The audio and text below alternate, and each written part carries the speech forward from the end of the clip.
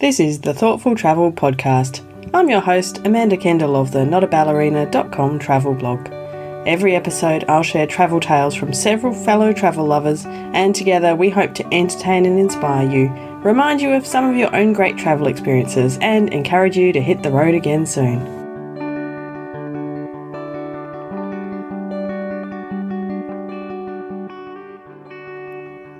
Hello and welcome to episode 205 of the Thoughtful Travel Podcast. Today our topic is thinking about what turns us into travellers. Why are we different from the other people, the others, who are not mad, keen, fanatical travellers who, are dying to go to somewhere else new and strange and exotic as soon as we possibly can. What makes us different from people who are not travel addicts? So I cast my mind back to first of all, thinking back to my childhood and what made me become a traveller from my childhood experiences. And I know that something important was definitely hearing my parents talk about some of their experiences. They certainly weren't widely travelled in any sense of the word when I was a young kid. But my dad, through his work in the bank, had spent a couple of years working in Papua New Guinea. There's an old podcast episode on that. I'll leave a link in the show notes.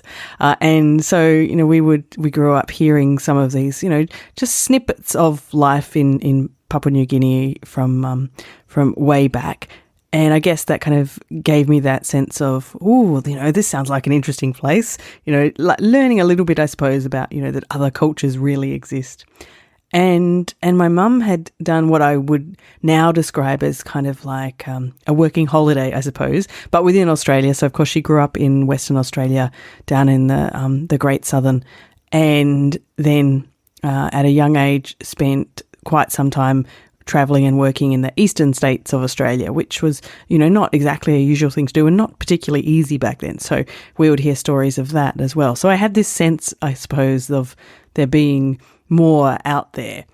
And then luckily I got to travel and, the rest, as they say, is history. And I loved every minute of every trip ever since. And now I am, constantly dreaming of them.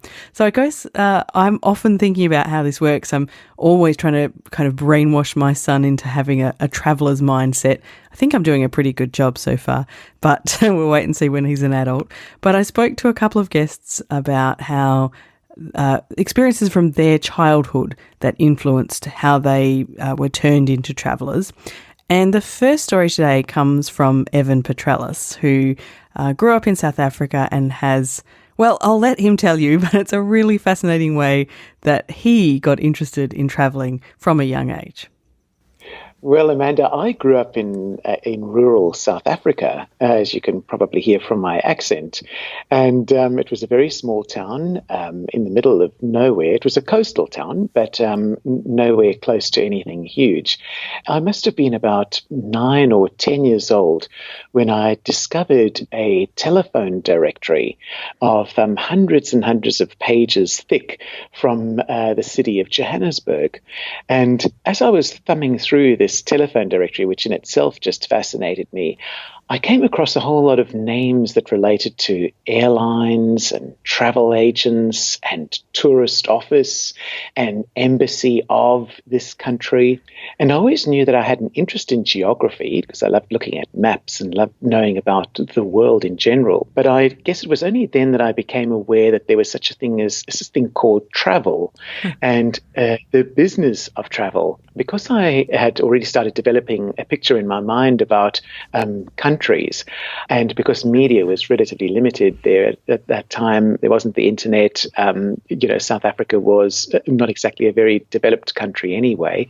I thought, one of the ways that I might be able to learn about more countries is by actually writing to these things called travel agencies or to consulates or embassies to ask them to send me brochures about their respective countries. So I literally put pen to paper, and it was literally pen and paper still travel then, and certainly at the age of 9 or 10, and really got stuck into this telephone directory and dealt with it literally from cover to cover, going from A to Z with different countries. And then as I sent off my letters, weeks later, I would start getting packages in the mail, brown manila envelopes. So I always remember whenever my mum or dad used to bring us back home from school in the afternoons, we would go up the driveway and our post box would be on the right-hand side of the car. And I'd always be seated on that side of the car because I was just too excited to know which package would have arrived in the post for me and which country I'd be able to read up about that afternoon. So in the afternoons, as we had finished lunch and then started getting stuck into our homework, or not, I would be in my room reading brochures of these weird and wonderful countries all over the world, and my brother would be next to me reading comics, of his superheroes comics. So that was what I remember my childhood as, and I'd say that was certainly where my interest and fascination for travel and all things related to travel came from, to the point where that was where I initially started learning about tour operating even. And that was how I used to be fascinated by tour itineraries. As to day one was this, day two was that, and I used to wonder, well, why would one do that on that particular day or on another day? Oh, so my gosh. Decades later, I find myself, when we are putting together tour itineraries for our tours, remembering how I used to think when I was a child, looking at other companies and how they did their tour itineraries. Oh, that's amazing. You've been preparing all your life for that role. That's right. Oh, I can just imagine, little Evan being so excited to unpack these envelopes, and oh, how fabulous. When I was about that age, I had quite a few pen pals from around the world, and so I would have that same sense of excitement as, to come home and see when a letter, with strange stamps had arrived from somewhere else around the globe. So, yeah, I completely relate. Yeah, yes. Yeah. But I never thought of writing off to get lots of brochures. How fun. Well, that's what's also called geekish too. So, that was me being geeky me. Oh, look, I think if the geekish part leads towards travel, I'm all for it. So, do you remember any particular countries you received information about, or did you kind of cover the world in the end? I literally did cover the world. And in fact, I was quite intrepid and quite adventurous in terms of which countries I'd get information about, including of the Soviet Union, which I don't know what it was like for Australians growing up during the Cold War. But South Africa had a very adversarial relationship with the Soviet Union. And anything related to the Soviet Union was strictly forbidden in South Africa. But for some reason and somehow, I'd managed to get my hands on a brochure of traveling in the Soviet Union. And I can kick myself to this day for not having held on to that brochure, because, of course, it would be a very, very valuable collector's item now. Yes, and simply fascinating to see, what how the Soviet Union had been portraying itself. So back then. Do you have any sense of why you developed that interest? Just kind of an interest in geography that was enough to kind of spur you to do that? Or did you have like a distant relative who travelled a lot, or anything else that made you kind of want to look beyond your shores? That's a really good question, Amanda. Yep, so you're quite right. I think it was generally my interest in geography and anything related to countries and cultures, because I also developed later on in life an interest in languages. And I think that was quite closely related to, wanting to know more about a culture. Is that a language unlocks a culture when you're able to understand what is being said or written in that particular culture. Talking about being inspired by others, I had a great aunt who was a great traveller. And even though she was most likely about 70 years my senior when she and I got to talking, I always used to be fascinated by her most recent travels, because she did travel quite a lot.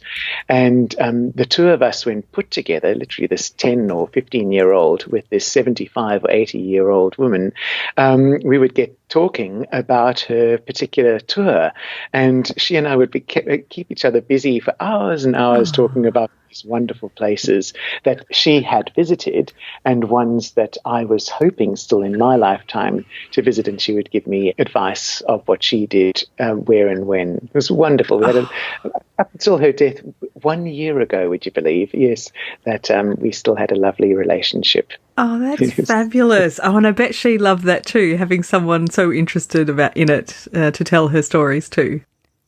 I love this utterly unique way of becoming a massive travel addict, and especially given that his interest in itineraries and brochures led to much later on being owning a tour company. It's just so apt.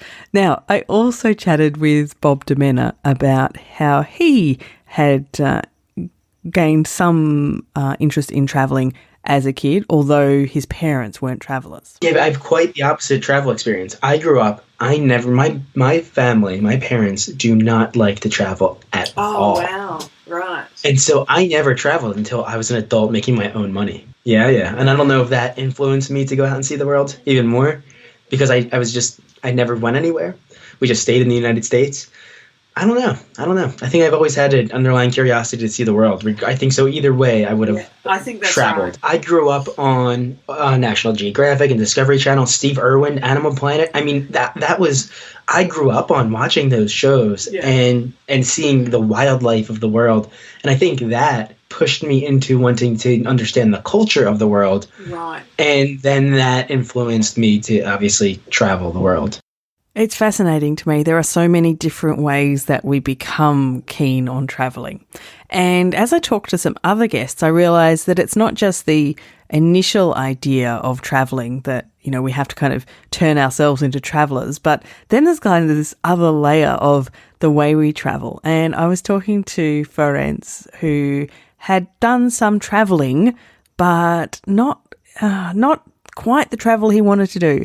And it took a bigger experience before he could realise how he really wanted to be as a traveller. Actually, I had a few life-changing moments when I realized how small the world is, and this is what I want to do. Ooh, yeah. And of course, if I start at the end, is that so when we've done this. We were planning this trip for like a year or so. We were driving from Budapest to Singapore. Because of my previous trips, I knew I wanted to do this. And of course, that made me realize, okay, I can't go back to an office. I can't just, be in the corporate world anymore. And then having said that, I went back to do it for another 11 months. But when I quit again, so I quit it last December, I'm really, okay, you can never say never, but I never want to go back. Yeah, you really feel you never want to go back. Outdoors type life or just,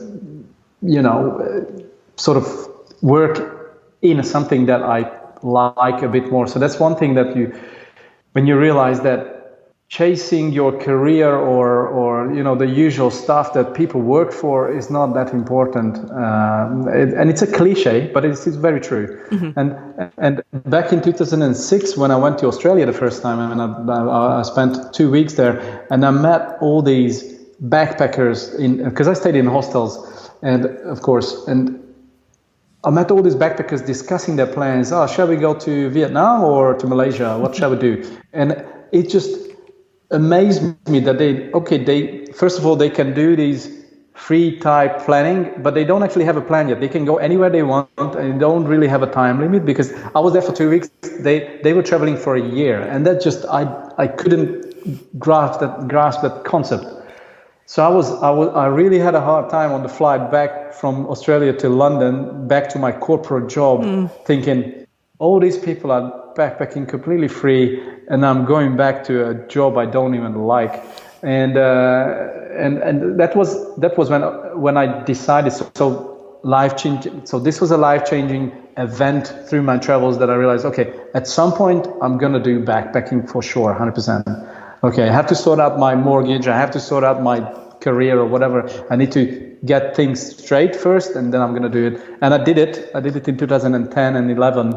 I backpacked around the world for 6 months, and then done other bigger trips as well. But that was one thing. But if I go back even earlier, back in 2003, I got a student type visa in the US. I could get when you go into the university, you sign up to this program, and you can get if I'm correct, a J1 visa, and then you can get a summer job somewhere in the US, and I did that. And when I jumped on the plane, it was the first flight in my life back in 2003 when I flew from Budapest to New York, and I couldn't understand how small the world it shocked me how small, that's a better word, that I jumped on a plane in Budapest, and 8-9 hours later I was in New York looking at the Empire State Building. I'm like, Jesus, that's just, I want to do this forever. And then I traveled the East Coast. I've done a road trip on the East Coast in the US, and that was another, when I got back from that trip, that was 4 months. When I got back to Budapest and in another town, when I finished the university, I knew I'm not going to stay in Hungary. I'm going to just travel around with work and travel, or with just travel and I don't know, sell bracelets that I make. I don't know what I want, whatever, how I want to do it, whatever. But I'm going to travel, and that's when I just looked for volunteering opportunities anywhere around Europe, and I ended up in Italy for 6 months. Then I went and worked on the beach in Greece for another 5 months, and then I ended up in London, which was also, the plan was to stay there for about 6 months, and it ended up being 8 years. But yeah. Yeah. Oh, I so relate to that feeling when you suddenly realize, hey, there's this whole world out there, and it's not as hard as we imagine to actually go out there and spend years in it. Like, you grow up in the one place, and you just, it doesn't seem that it's a simple thing to do. And for years I thought, this is just where I live. This is where I grew up, and I can go on holidays, but that's it. But yeah, when you get that realization that, there's all these ways to spend much longer times elsewhere. The world's your oyster. Like, you just suddenly have all these opportunities open up to you. Then they were always there, but you just couldn't see them. I think meeting people who are living a different lifestyle to you, and you figuring out that that's kind of what you want, that is a really influential way to change how you are as a traveller. And it wasn't just Ferenc that told me a story along these lines. I also chatted with Kate Manser, who has, she had a friend on a boat in French Polynesia. That's going to have an influence, isn't it? So here's Kate's story. I was working in my 9-to-5 job and just felt like something wasn't right in my life. And I have my best friend from high school a couple of years ago, or a couple of years prior to my trip, she had gone down to French Polynesia to live on a boat with her boyfriend. Oh, and so they're nice. Living on a boat, and it's my best friend. And so for 2 years, she kept saying, hey, come visit. Like, you don't have to pay for anything once you get here. Like, just get the flight. And, before you get in the travel groove, like, you give yourself so many excuses why you can't go on a trip. Like, I can't get the time off work, or I don't have enough money. And like, what if I don't even like sailing? So finally I realized, I was like, you know what? I had this realization about, living for today. And I decided, today's the day. I'm going to go down to French Polynesia. So I booked my ticket. I went down there, and it was my first time really traveling outside of like your standard Europe trip, or, I was married to a Brazilian for a long time, so I got to go to Brazil a lot. But I went down to French Polynesia, and the first thing I saw was all of these people living on boats, like ordinary people from Australia, Canada, America, all over the world, in Europe, who had left their lives in cities and were down in French Polynesia, like eating coconuts and living on the boat or living on an island, and they had just radically changed their life to live like lower pay but higher satisfaction jobs. And for the first time in my life, I was 30 years old, and I realized, oh my gosh, I can do whatever I want in my life. It was the first time I had realized, like, I could go live on a boat if I wanted to. I could move to Japan. I can design my life how I want. I had been following this blueprint of going to university, getting the job, I was married and all of these things. And for the first time at 30 years old, I finally realized that I am the author of my own life and I can write my own story. And that was such a radical realization. I couldn't believe it took me till I was 30 to learn that valuable lesson. I think some people never learn though, so I think 30 is okay. I think so, yeah, exactly. Or you realize it too late when it's too late to travel or do whatever your dream is. That's right. And so, yeah, that was my big realization. That's what started my travel journey, because after that trip, I ended up leaving my 9-to-5 job and I was traveling around for 2 years. I really relate to Kate's story, and I remember very well when I first moved abroad to teach in Japan. And initially it was like a 6 to 12 month thing. I had left my quote unquote real job as an academic at a university here. Great job, but I just didn't want to do it for, decades at a time, and I couldn't really see what else I was going to do if I was still here back home in Perth. And then living in another country just opened my eyes so much to so many possibilities, and exactly that feeling that Kate expressed, that, wow, I can do whatever I want in my life.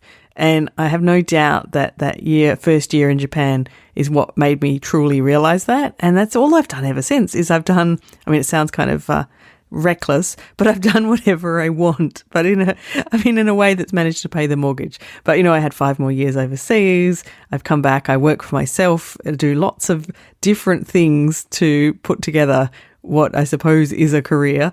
And all of them are things I really enjoy, and I still get to travel a fair bit usually. So yeah, I think these realizations are pretty amazing, and it's hard to have them without, I think it's hard to have them at home. It's certainly, traveling really helps feeling like you can really do anything, because when you're traveling, it's just different. So anyway, that is kind of 4 opinions and stories about what we can do, or what happens to us, I suppose, to turn us into travellers. I'm sure there are as many stories as there are travellers about how you really became a traveller, and I would love to hear some more of them. So please hop over to our Facebook group for Thoughtful Travellers and tell me more about your experiences like this. If you're not in Thoughtful Travellers yet, just search for Thoughtful Travellers in Facebook, or there's a link in the show notes. And for this episode, the show notes are at notaballerina.com/205. As always, a huge thanks and shout out to my guests. We started off today with Evan Petrelis. Evan is the owner of Renaissance Tours, and they lead really unique kind of cultural and special interest tours. They have like proper real expert tour leaders, whether that's, in arts or gardens or whatever, kind of really special interest there are. You can find out more about them at renaissancetours.com.au. You then heard from Bob DiMenna. Bob, you'll have heard before, and he is a fellow podcaster from the Traveller's Blueprint podcast. I was on there relatively recently too. They were fabulous. I loved being a guest on the Traveller's Blueprint, because they asked me very thoughtful questions about thoughtful travel and let me rabbit on. And then I chatted with Ferenc Elekes from Overland Site. You might remember he's the crazy person who drives places like Budapest to Singapore, which, is pretty cool. And last but far from least, I chatted with Kate Manser, and Kate runs a website and has a book, etc., called You Might Die Tomorrow. So it's at youmightdietomorrow.com. So get out there and do stuff like maybe travel. So thank you very much, and I hope to hear some more stories from everyone else about what turns us into travellers. As always, thank you so much for listening.